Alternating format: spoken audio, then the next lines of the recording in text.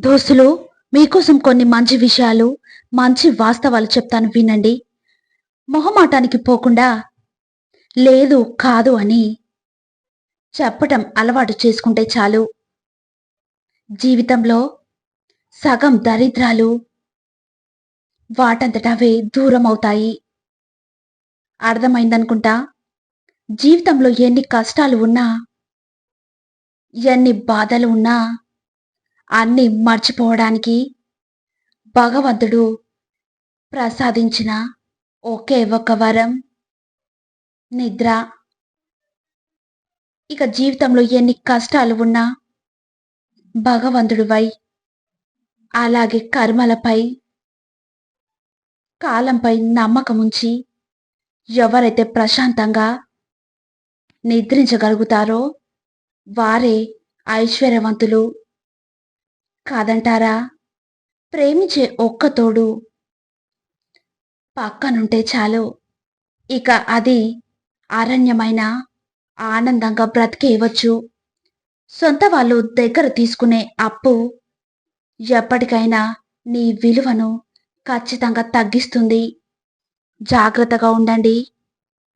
ధనం మీద ఆశ పెరిగే కొద్దీ ఆరోగ్యం, బంధాలు, ప్రేమ, ఆప్యాయతలు అన్నీ దూరం అవుతూ ఉంటాయి.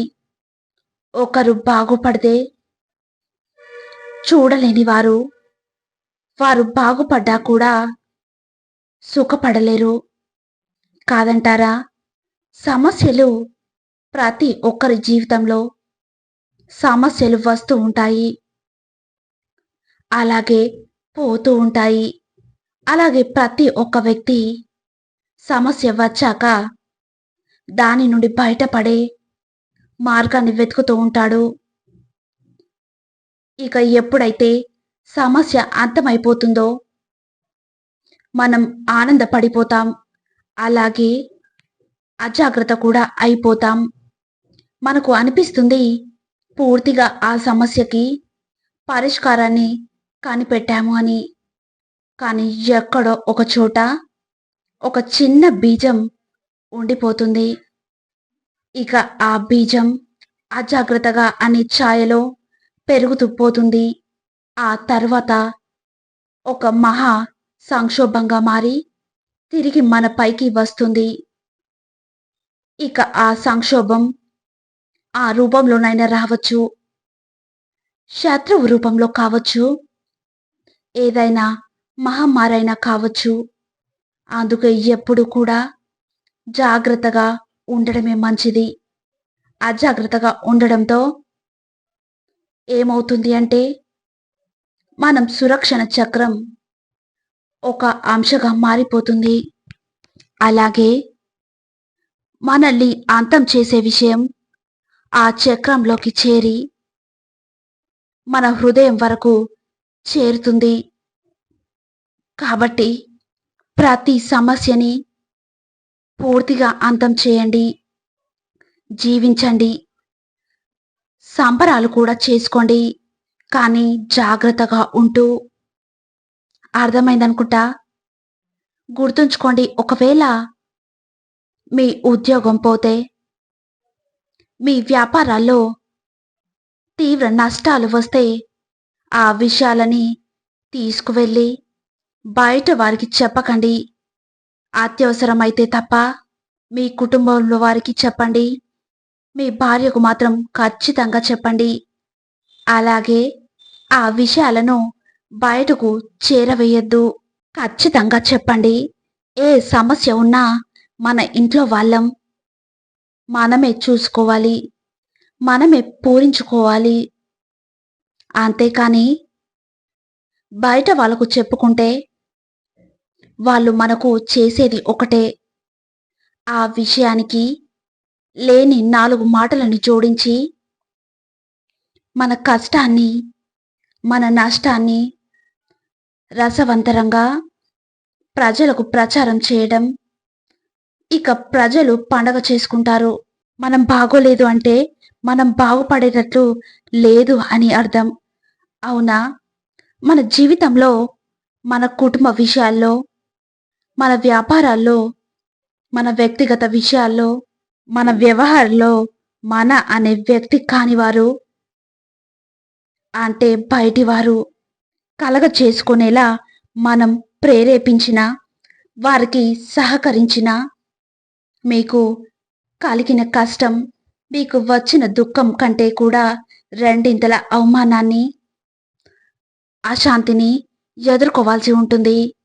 ఇక మీ ఆరోగ్య విషయాలను కూడా ఎవరితో పంచుకోకండి.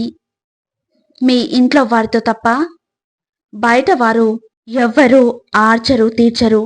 పైగా లోపల నవ్వుతూ పైకి ఏడుస్తున్నట్లు నటిస్తూ ఉంటారు. మీకు ఏమైనా అయితే మీ కుటుంబంలో వారు తప్ప మీ గురించి నిజాయితీగా, స్వచ్ఛంగా ఎవ్వరు కూడా ఒక కన్నీటి బొట్టు రాల్చరు. ఇక బయట రాల్చేవాన్ని కన్నీటి బొట్లు కాదు, కన్నీటి ముసుగులో ఉన్న ఆనంద బాష్పాలే. ఇప్పటి సమాజం ఇలాగే ఉంది.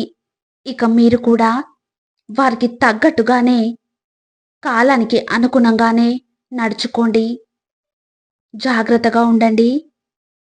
నిన్ను అవమానించపరిచి హేళన చేసేవారికి నీ గెలిపే సమాధానం కావాలి తప్ప ప్రతీకారాలు కాదు.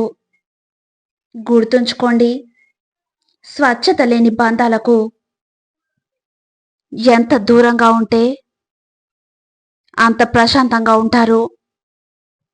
మనిషి జీవితంలో పుస్తకాలు నేర్పే పాఠాలు కంటే నమ్మిన వారు నేర్పే పాఠాలే ఎక్కువ కాదంటారా? ఏ కారణంగా అయితే భగవంతుడు ఒక విలువైన వ్యక్తిని నీ జీవితం నుంచి తొలగిస్తాడో, అదే విలువైన కారణంతో అంతే విలువైన వ్యక్తిని మీ జీవితానికి తప్పకుండా చేరుస్తాడు. కానీ అందుకు నువ్వు అర్హుడివై ఉండాలి. జీవితంలో నువ్వు చేసే ప్రతి కర్మకు ఒక విలువ ఉంటుంది. ఇక ప్రతి మంచి కర్మకు ఒక బహుమతి తప్పకుండా ఉంటుంది. అందుకు ఒక జీవితమే బహుమతిగా కూడా రావచ్చు. అందుకే ఎప్పుడు కూడా మంచి కర్మలను చేస్తూ ఉండండి. ఏమీ లేకుండా పుట్టి అన్నీ కావాలి అని పరిగెత్తి ఏది శాశ్వతం కాదు అని తెలుసుకొని ఏదో ఒకరోజు శరీరాన్ని విడిచి వెళ్ళిపోవడమే జీవితం అంటే. అందరూ కాలంలో కలిసిపోవాల్సిందే. ఇక చివరికి ఈ శరీరం అంతా కూడా మట్టిలో కలిసిపోవాల్సిందే. ఈ మాట మీకు నచ్చినట్టయితే please like, share and subscribe.